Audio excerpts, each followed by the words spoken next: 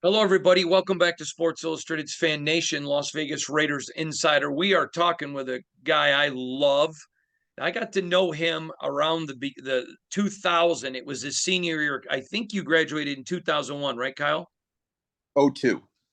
Oh, two. Okay, so but I met him in 2001 when he was a high school football player, and a buddy of mine called me who was worked in college football, and he says, "Hey, I'm going down to scout this kid at Macomb. You want to come with me?" So we went down and I watched him and got to watch his career, got to watch him grow as a man, reach his dream of playing 7 years in the NFL. He's a great family man and a great person. One of my favorite people to ever play in the NFL, my good buddy Kyle Cook from the Cincinnati Bengals. Great offensive lineman. Kyle, how are you, bud? Good. Thank you for having me, buddy. I got to tell you, I loved watching you play in high school because even you have to admit it was kind of like a video game because you're so much bigger than everybody. Then you went to college and you still dominated and play well. And then you go and had 7 great seasons with the Bengals. For you, I mean, I know you love life. I was talking to Drew Stanton and Trey Waynes this past week, and guys who played the game and loved it, but understood I'm not a football player is not who I am. I'm more than that.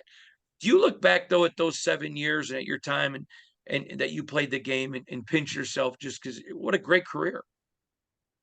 Yeah, I mean, so fortunate to be one of the guys, not only to play in the NFL and start, but have a good long career, kind of be able to end on my own terms. And I mean, looking back on it, it was a blessing, and tried not to take any of it for granted and work as hard as I could to make the most of it.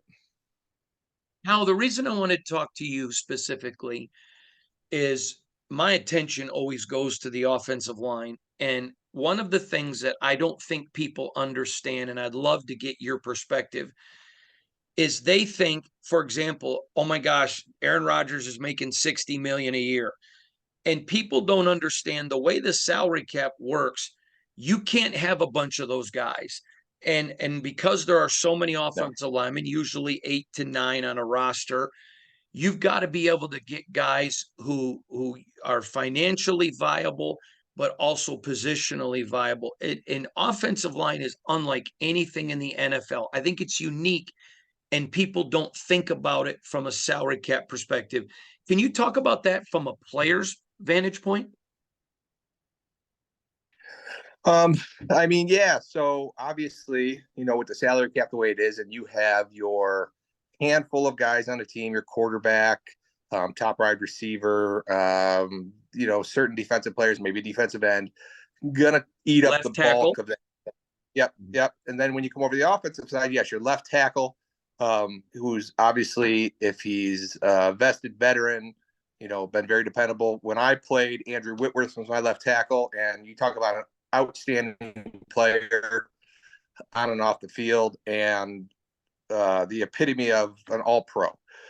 So of course, those guys are going to get paid.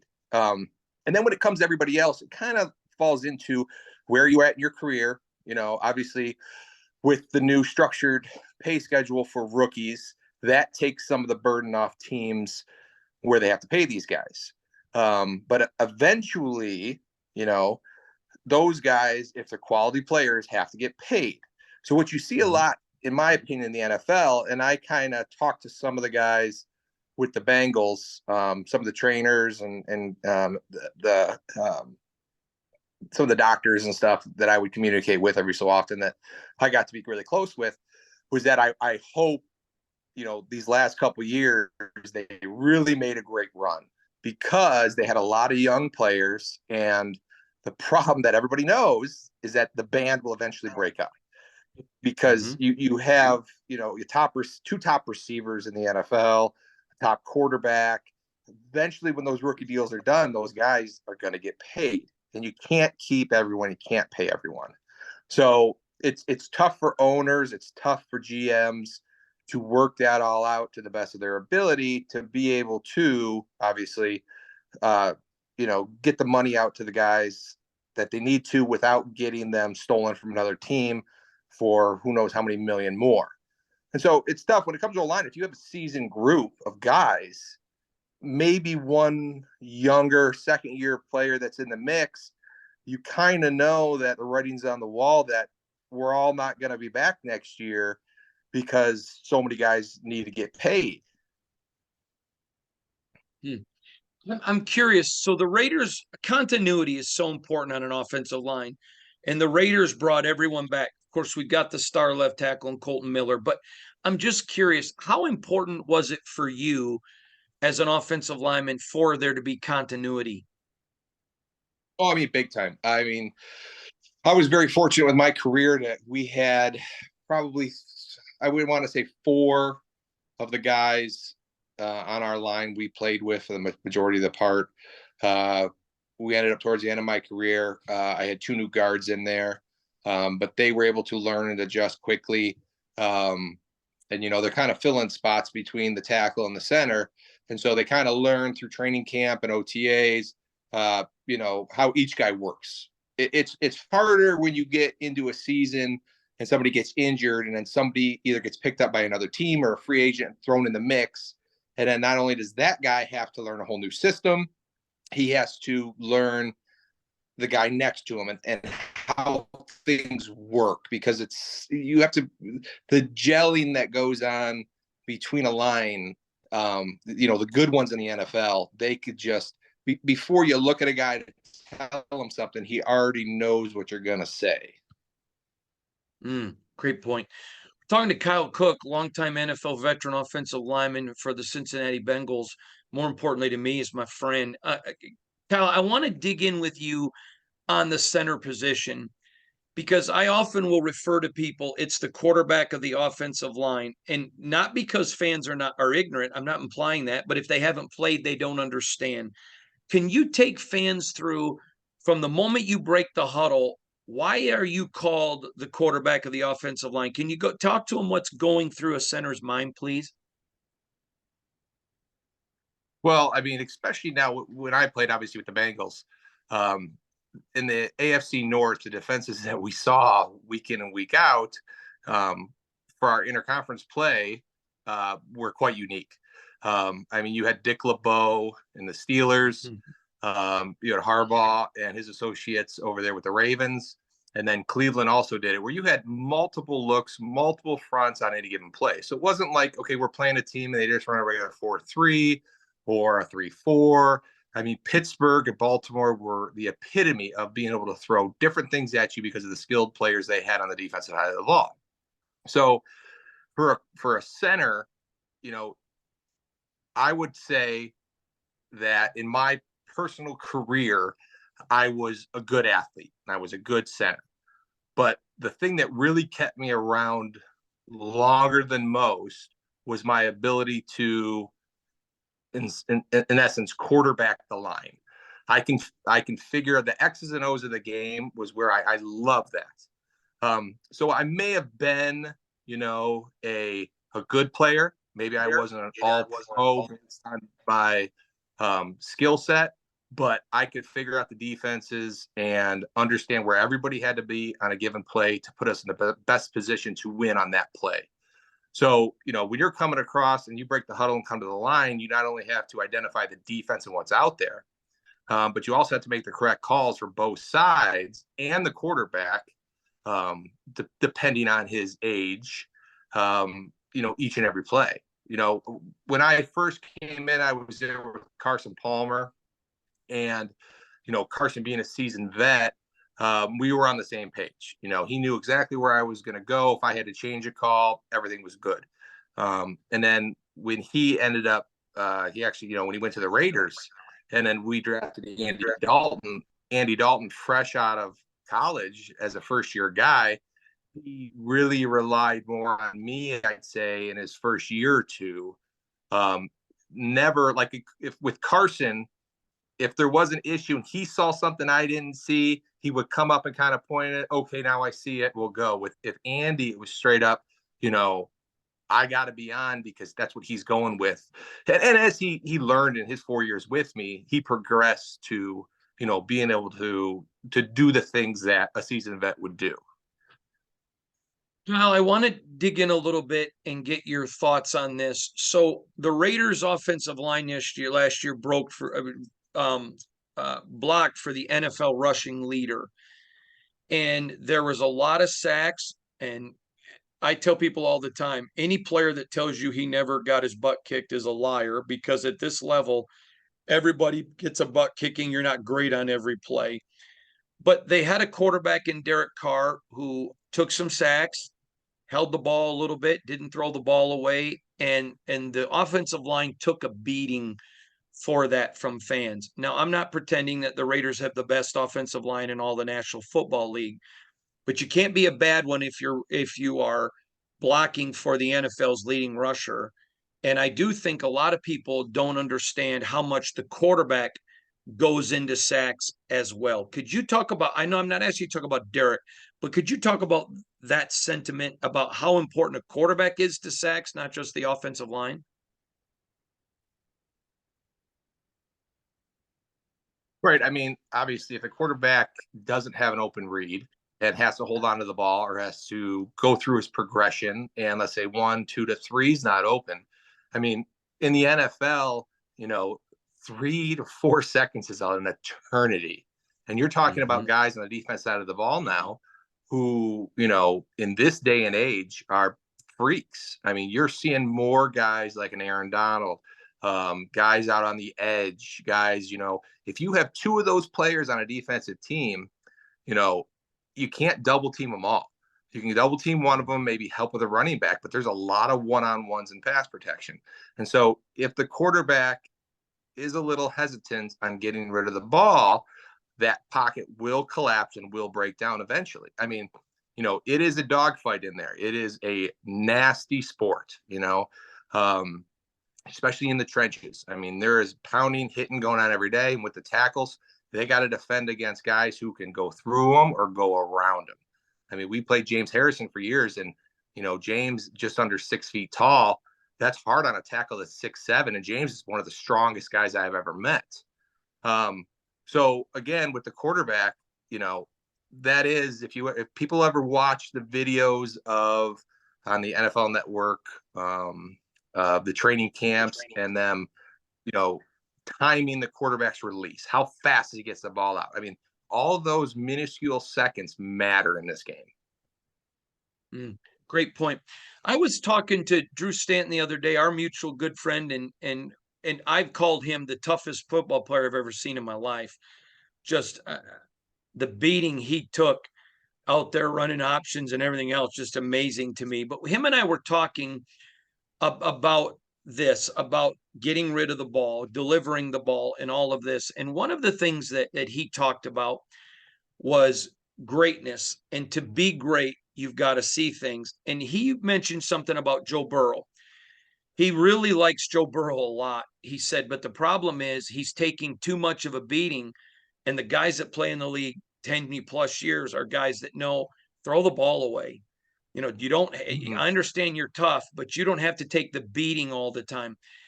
As an offensive lineman, how critical do you think that is to have a quarterback say, listen, you can make fun of Peyton and Eli because they would go down, or Tom Brady and take a sack, but it's a lot better than taking that beating. Would you talk about Drew's comments and just your thoughts as a lineman? Hey, it's okay to the quarterback, go down or throw the ball away. We got another down. We can't play without you with you injured. Right. And you see that a lot in football these days. I mean, a receiver makes a catch, a running back has a great run, and he's near the sideline, and a big collision is going to happen, and they'll step out. I mean, at that point, you got the first down, so it's no different than a quarterback. You know, is it worth trying to make something happen early in the game when it's probably not going to happen? And then you look at the negative of that. Is he going to try to make something happen and get stripped because another guy's coming in? Does he not have the ball tucked away? And it's hard to take. I think Burrow took 70 something sacks the one year that they went to the Super Bowl, which was like a team record the wrong way for sacks given up. Mm-hmm. As a young guy, he may not think that that's a big deal, but each of those hits, minuscule, is going to take off a little bit of career length. I mean, that's a lot to get hit for a quarterback. And that was just Yeah. sacks. That wasn't even quarterback hits or anything like that. So there is times when a quarterback, yeah, I mean, save yourself for the next play if that makes sense. If nothing's going to happen and everything is covered, then yes, I totally agree with that. All right, last question from me, Cookie, if you don't mind, buddy. But OTAs and mini camps are coming up. Now, Josh McDaniels, the Raider coach, takes a different approach. They spend a ton of time in the classroom. Even during training camp in the season, they're not out there just killing each other all the time. He believes that football's one up here. Yep, you got to be physical at times, but he really is a guy. We're going to spend a ton of time watching film, ton of time in classrooms. When we go out to the field, where I don't want you guys killing each other because you're no good to me if you're not playing on Sunday. But can you take fans through what happens in OTAs and mini camps that's so vital and important? And secondly, what do you think of the Josh McDaniels approach as a guy that was a seasoned veteran, where he's like, listen, we're not going out there to kill each other every play? Would you talk about those two things lastly, please? Well, obviously with OTAs and training camp, I think it's crucial for the guys to build that, that gelling, that connectivity between the two. Even when you're over in individual drills, and footwork is very important when it comes to offensive line play. If you step wrong on your first step, then you're just basically setting yourself up for failure. And to time blocks with someone next to you and have the other guy be able to remove himself from that block to go to a linebacker level, let's say, it's all about timing. And so those little things, more than, let's say, the team activities we did, where it's first on first, where it's 11 on 11, we would do some of those, but again, in OTAs we're just in helmets, we don't have shoulder pads, so it's kind of hard to fit into another guy that's just in a helmet without a little bit of protection on your shoulders. So OTAs and some of the days in training camps when you're just in helmets, the individual work is huge, and you see it for quarterbacks and receivers, route running, timing, all that kind of stuff.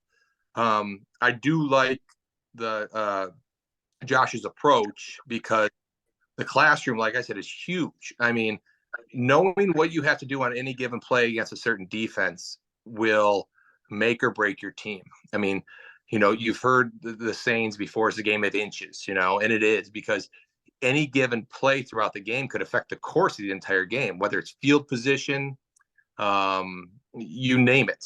So a lot of little things got to go right, and to make those little things go right, it's taking the time of the preparation and your film study. I mean, when we would watch, like for instance, the Baltimore Ravens, and we would not only watch ourselves and the defense they do, but you study a certain guy. Like we would know, for instance, Haloti Ngata, that he had this club that was so powerful, and you had to sit there and watch it and see exactly when he would throw it, on what step, and you would rewind the film half a second and then let it play, half a second and let it play, to watch when he puts this foot down and that hand comes up, here it comes. Because if you just get thrown into a game and you don't see that on film a bunch, it's going to surprise you, and he's going to get to the quarterback. So to just say, okay, this is the defense, go out there and block it, it's not that kind of, old school football anymore. It's very detailed, very exact. And I think the players that make it a long time in this league know that, and they're technicians, and they're big into the classroom on it. Now, I told you the last one was the last question. Do you mind taking one more? No, I'm good. Keep going. I'd love to get your feedback on something. So they expand it to 17 games. There's talk of even maybe going to 18 and keep eliminating preseason games. I don't have a problem with that. Just keep raising the salary cap, but at some point you can't keep adding games and not expand the roster. I just don't think it's fair to expect players. It's so violent. I mean, let's not pretend this isn't college. And Right. and even in college, if you go to the championship game, you're only playing 14. You start getting at 17, where they now 18, 19. I'm curious, as a vet, would you have supported more games with less preseason, with an expanded salary cap, but a or yes or no? And then What about the bigger roster? Do you think it's coming where the NFLPA is going to have to say, "Hey guys, listen, we're willing to play more games, but you got to make the roster bigger"? Yeah, I mean, in regards to, let's not even call it seasons, let's say games played. So over the Okay. course of my career, if you were into the 80 games, is that going to be now, for me, that was 7 years. Is that going to be 6 years now? The same wear and tear on your body, the same amount of games played. Um, so is it not only are they going to expand the salary cap, maybe are they going to reduce um, what means to be a vested veteran? Because for years, if I'm correct, it was 3 years, 3 games. So you had to be into your Mhm. fourth year, and 3 years was 16 games. Well, now if it's 17 and 18, you're talking on 3 to 6 more games you have to play to become a vested veteran.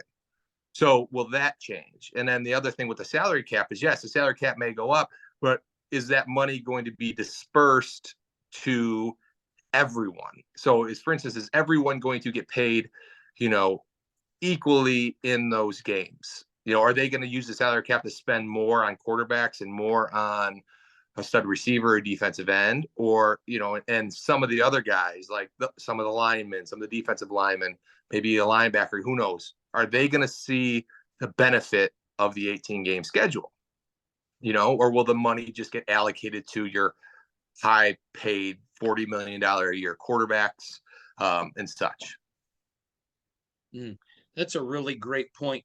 You know, there's so many nuances to the games that I don't think people really realize. The beatings, just the physical toll. Everyone loves football. Let's face it, it sucks when the football season ends. But my friends that play in the league, they're like, not for me, man. I'm beat up. Everybody's injured at the end of the hurt at the end of the year. It's just a matter, are you injured or just hurt? It's a whole different world, isn't it?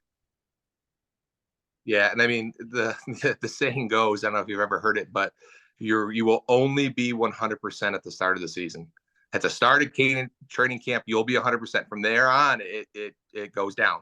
Whether it's 99, 98% the first game and 85% by the last game. By the last game of the season, you are nowhere near physically what you were in game one. It takes a toll on you. You cannot get in the weight room as much, especially if you have any kind of nagging small injuries. It hinders you. You look at Mhm. guys who played all year long on injuries, and sometimes they only practice once a week because they needed the rehab all week long. They may have gotten injections 4 games to be able to play, and so forth. I know I just read an article about Ragnew, the center from the Lions, having another, I think, a plantar tear on his foot that he had last year or 2 years ago. And that hindered him all year. And I don't even know if he was able to practice throughout the week. And I've had that injury. It's very painful. And it's a shame it happened to him twice. But those are the things that happen, is that sometimes the guy won't practice all week. And that makes it even harder because of the wear and tear on your body. Maybe he has an injury that, he needs to be out for 3 or 4 months, but he can't be because we have a game on Sunday. So you got to find a way to either make it through it, or they got to find somebody else that can replace you, which is a challenge in itself to find a starting caliber player to just fill in a gap, once the season started. Yeah, they certainly don't grow on trees, do they? No. And then you get a lot of some of the veterans will come in and try, but it's either short lived, or a lot of times you see some of these veterans come in and with their age, they get injured. In my 6th year, I had a season ending injury to my right ankle. Third preseason game, we were playing the Green Bay Packers, and the entire right side of the line got collapsed and they fell down on my ankle. And I ended up having to have a pin put in and a tight rope. And this was the first year for the IR return. So it used to be where you were on IR, you'd be on it for the year, you're done. So I was the first one with the Bengals to ever get designated as a return from IR. And I believe it was the 12th game of the season. I came back and split time with Jeff Fain, who was previously with the Saints in Tampa Bay, and they had signed him when I got injured in that game against the Eagles. And then from then on out, I came back and I was the starter after my injury had healed. But I mean, you're talking for those 12 games, I don't think I was able to walk for, 6 to 8 weeks. I was in a cast and rolling around in the training room. So, theoretically, was I at my best when I was out there? No, because, I was basically should have been a season ending injury. But at that point, you do what you do to get your team where they need to be. And I was good enough at that point, even at 85%, to come back and play. Fascinating stuff. Man, toughness personified. I'm glad you're my friend. Hey, I want to make you feel old for a second because you got a chance of watching this kid grow up.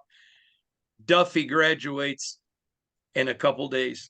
Can you believe my son Oh, graduates? really? I remember Man, when he was big, man. That's I not so. remember us Time up at flies. that auction. Yeah, I remember us up at the auction. I didn't even see you.